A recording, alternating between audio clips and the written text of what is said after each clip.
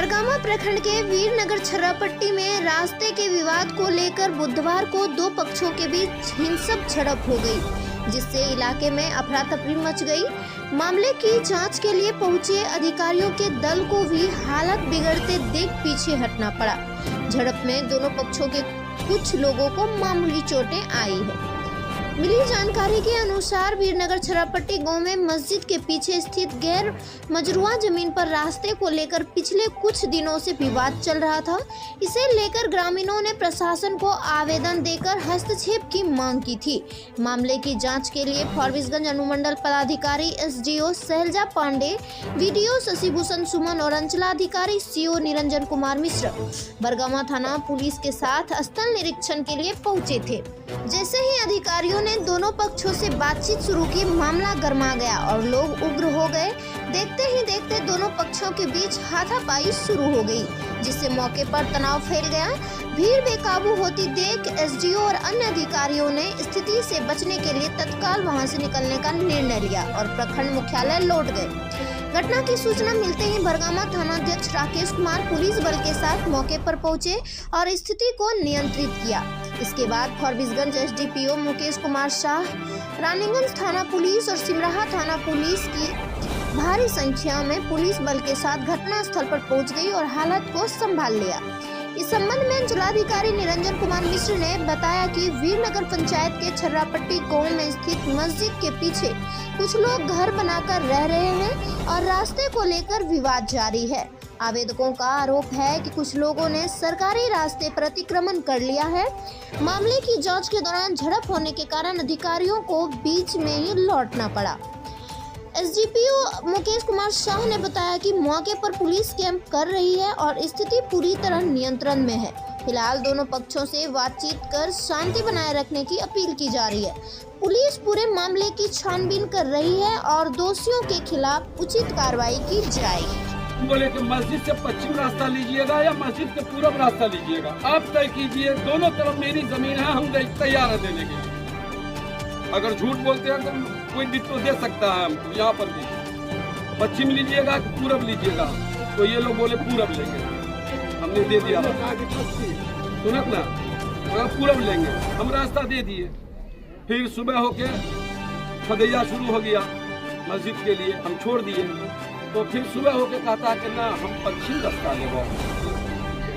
हम बोले कि एक बात तय करो, बार बार खोदल जा है, अब बार बार जो है कम करल जाए कंडीशन। एक बात बोला ने पूरब ले, पूरब ले, पूछ लीजिए किसी को मस्जिद का पूरब ले में। तो हम बोले कि ठीक है पूरब लीजिएगा, उधर खोद दिए बहू, पूरब लीजिएगा। तो रस्सी हमारा एक आदमी वार्ड मेंबर कहाँ गया अफरोज, वार्ड मेंबर रस्सी पकड़ा। हम बोले नहीं, उन्हीं के आदमी को पकड़ने दीजिए रस्सी। 4 आदमी रस्सी उन्हीं का आदमी पकड़े, हम लोग कोई मत पकड़िए। वो चुपो, 4 आदमी आप लोग पकड़िए कि कितना रास्ता चाहिए और कितना मतलब मस्जिद बनेगी। तो ये पकड़ा तो इसको छोड़वा दिए। वो 4 आदमी रस्सी पकड़ा, रस्सी पकड़ते हुए फाउंडेशन लिया गया, रस्सी पकड़ते हुए फाउंडेशन लिया गया। फिर वहीं बनी। फिर जब कुर्सी तक हो गया, कुर्सी तक बन गई, फाउंडेशन डाल करके पिलर डाल करके जब कुर्सी तक आ गई तो पूछ लीजिए, सब लोग गवाह है। अब कह रहा है कि नहीं हम पश्चिम से लेंगे रास्ता।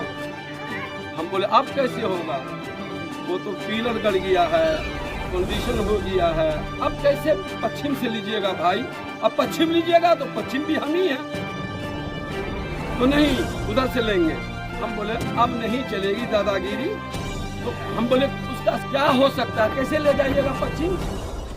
तो बोले किरान ला करके उखाड़ करके ले जाएंगे। संभव है बताइए, पूछ लीजिए कोई आदमी हमका बोलते। तो हम बोले अब नहीं होगा, क्योंकि ये लोग अपने मन से नहीं चलते। हम बताए ना बीच में एक मर्तबा सब हराए हैं हम, तो ये लोग जिधर भी चलेंगे हमारी जमीन दे के चलेंगे। यहाँ से इसके पंचायत भैया के पंचायत हमारे जमीन होते हुए जाएंगे ये लोग हर तरफ। यहाँ पर सिर्फ हम ही जमींदार है, हमारे दादा हाजी साहब। तो ये लोग तो हम चलने के लिए हमारे अब्बा दिए थे लोग। तो बहरहाल मुख्तसर में शॉर्टकट में ये है सर कि हम बोले अब नहीं होता, अब केना जेते मस्जिद धसकते की अब पूर्वे तक।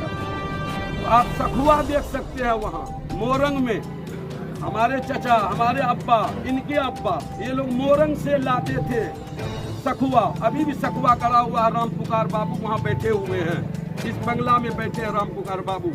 हम जेल चले गए थे बेकसूर के, उमेश बाबू भेज दिए थे, और सीओ साहब, बीडीओ साहब, डीजीएम मैडम तीनों हमको बुलाए वहाँ। जैसे हम गए वहाँ पर, बोले आप पर मुखिया जी आवेदन दिया है कि आप रास्ता घेर लिए हैं उधर उस तरफ। हम बोले कि रास्ता कहाँ घेरे हुए मैडम, रास्ता तो छोड़ दिए हैं। एक आदमी का रास्ता था इधर, ये निजी जमीन है हमारी, ये निजी जमीन है। मेरी ये जमीन हुई, चचा की जमीन में मस्जिद बनी, एक चचा की जमीन में पीछे मदरसा बन रहा है।